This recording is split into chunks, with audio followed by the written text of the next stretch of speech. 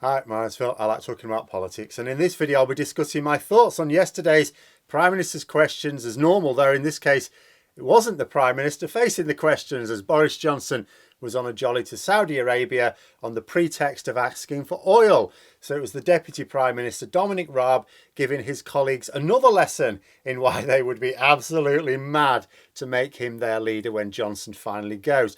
But first, if you'd like to be notified of daily news and politics, please subscribe to the channel and click the bell notification icon. So yeah, Boris Johnson out of the country for this week's PMQs. Visiting Saudi Arabia, he says, in order to ask them to increase oil production. And why do we need them to increase oil production, Prime Minister? Well, you know, so that we can do without buying Russian oil, really. And why don't we want to buy Russian oil? Well, because Russia is bombing civilian targets in a neighbouring country and we're not okay with that. Okay, good reason. So why are we wanting to increase the amount we buy from Saudi Arabia then? Yeah. In fact, in Boris Johnson's formal statement on his visit, he even described Yemen as a global threat. So appeasing one brutal murderer to be able to loosen ties with another one then. But never mind, politics is hardly a consistent affair, and that's not just a criticism specific to Boris Johnson's politics. You know, stated principles and actions rarely line up very well, even for good government. But as the Prime Minister was being deputised, then it was also Labour's deputy leader that was asking the questions on behalf of her party's leadership, you know, as per the norm.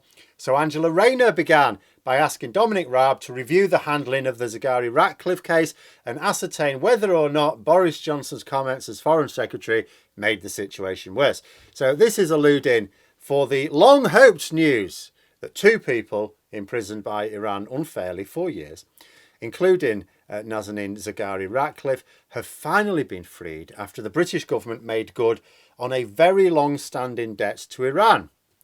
Raab replied that the responsibility lay entirely with Iran, which is not untrue. But it's a little bit like witnessing a violent robbery and then standing in front of the CCTV that is recording the event.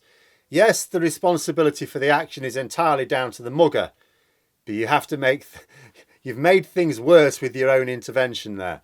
In fact, when I saw the news that Zaghari-Ratcliffe and Ashuri were being released, I wondered if Johnson had gone to Saudi Arabia just to get out of the awkward questions that he would otherwise face for his role in the extended incarceration of one of them and his failure to secure the release of both of them. How, for example, has Liz Truss succeeded where Johnson failed? Ultimately, we paid the debt, Iran released the prisoners.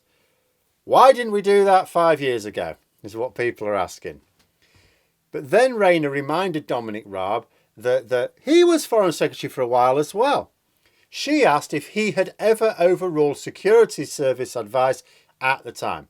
Now, the reason for this question is because Boris Johnson, as Prime Minister, is reported to have overruled Secret Service objections to a peerage being granted to his friend and the son of a KGB spy, Evgeny Lebedev.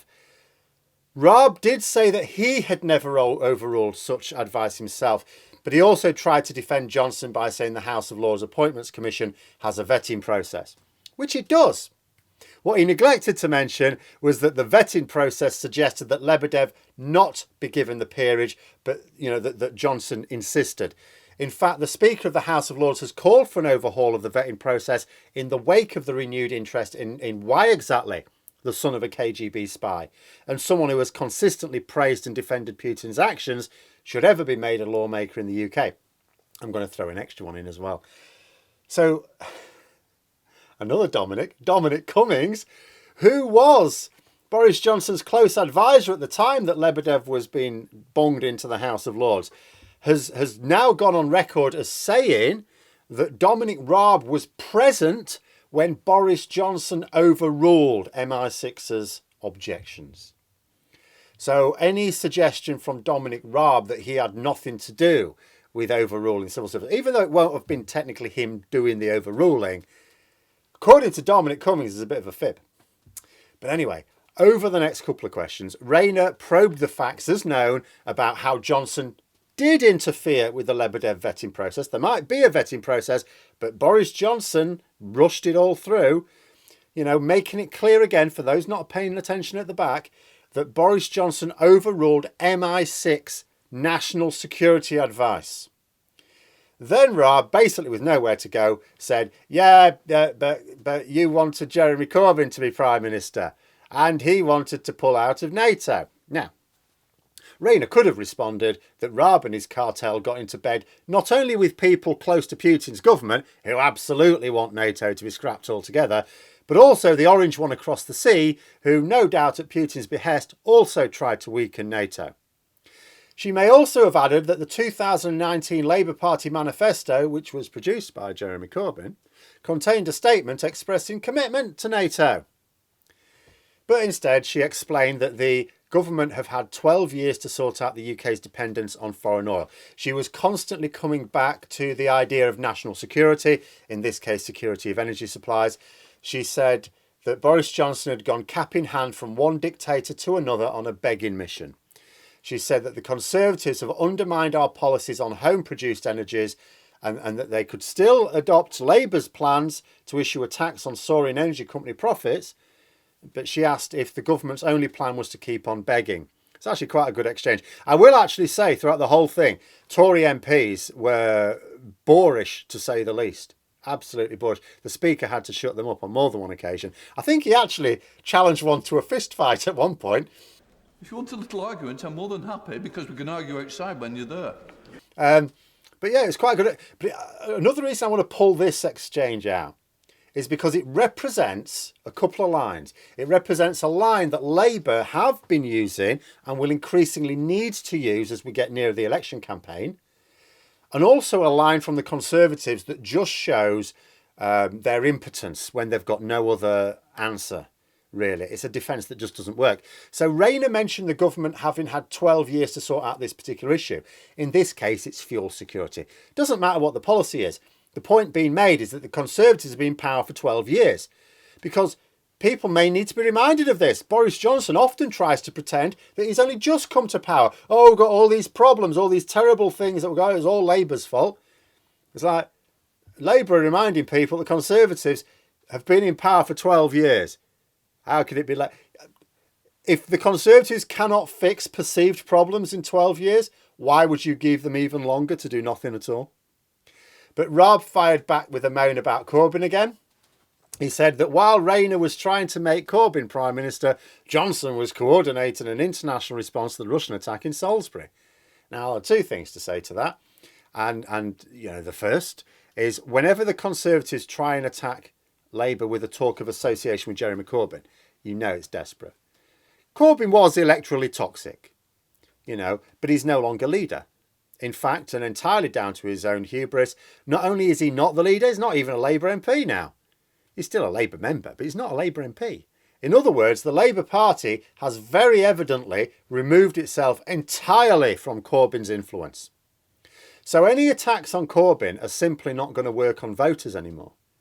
But the second obvious thing to say, and I wish Rayner had pointed this out herself. I can understand her not, you know, going down the Corbyn route, because people do ask me, so why do Labour, particularly Starmer, obviously he mostly does these, ignore it when Boris Johnson tells an obvious lie? And my response to that is classic debating trick, isn't it? To try and sidetrack your opponent, get them to talk about something else. So they're just focusing on the central line here.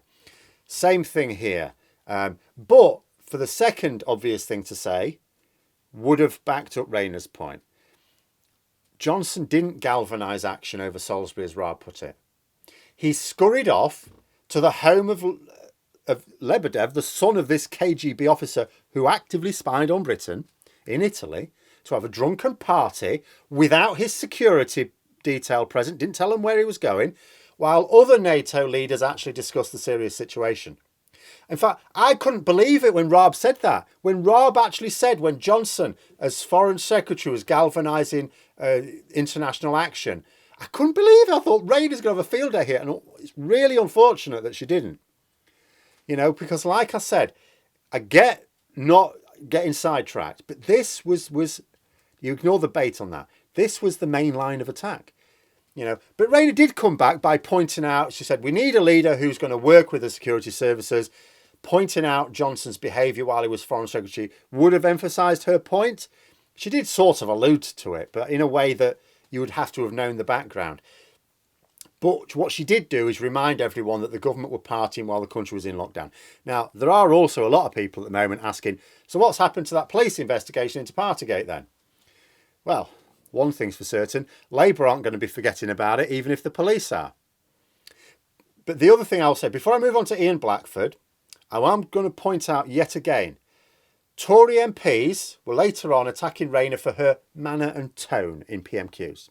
Now, I feel I need to point this out whenever it happens because it is misogynistic bile of the highest order. Now, Angela Rayner is not the only MP that gets told that she's getting her tone wrong. So it's not personal to her. However, this only ever happens to female MPs. It's only female MPs who are ever the target of these barbs.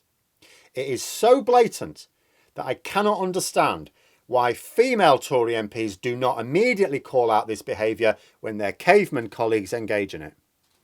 But anyway, on to Ian Blackford for the SNP. So where Rayner had a focus on national security issues, Blackford asked questions about our humanitarian response with the Ukraine crisis, and he said that 48 Ukrainian orphans had been offered sanctuary in Scotland, but that the Home Office wasn't clear in the paperwork. He asked if Raab would intervene. Now, a question like this sort of would work with Boris Johnson. Blackford will know that Raab cannot possibly intervene because he's not the Prime Minister. He's not even, I mean, the Deputy Prime Minister is just a title.